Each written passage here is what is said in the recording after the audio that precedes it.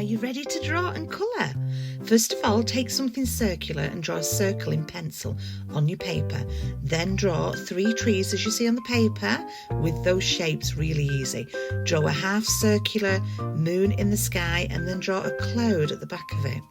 Then take a graphic fine liner black pen and just outline all the lines on your paper. You can also tidy up any lines and then take a rubber and erase all the pencil markings away.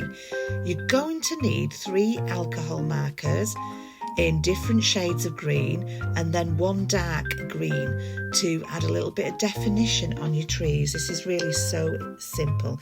Colour the trees first of all, leaving a little bit of top that looks like snow-capped tops on your trees, and then use the darker shade at the bottom of the trees to make it look like shade. Then take the darker shade again and do little dots all over your trees.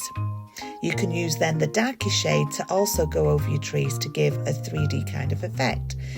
Colour the moon in yellow with any alcohol marker you have, and then colour the top of the trees with a line of yellow so it looks like the moon is actually lighting up the top of the trees on the snow. Colour in brown, 2 shades of brown, the trunks of the trees at the bottom, using your lighter brown on the right hand side to give it a little bit of a highlight. Find a royal blue alcohol marker and then colour in the sky so it looks like a night sky effect. Then you want to find a light green and a light pink or a light violet alcohol marker, normally with a brush pen so you get a soft effect. And then you're going to do a little aurora borealis effect in the sky. So just pop those colours on in wavy lines, making sure that they overlap at some points. You don't even need to worry about blending with this. And then fill in any white bits on the paper and take a gel pen. Zebra and Ohuhu gel pens are really good for this.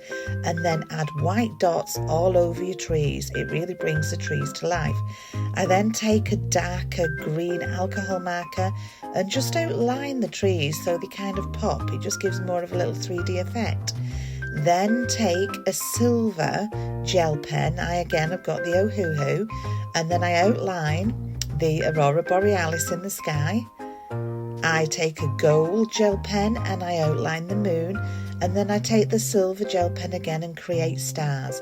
Do a couple of wavy lines in the aurora borealis with your silver gel pen just to make it pop.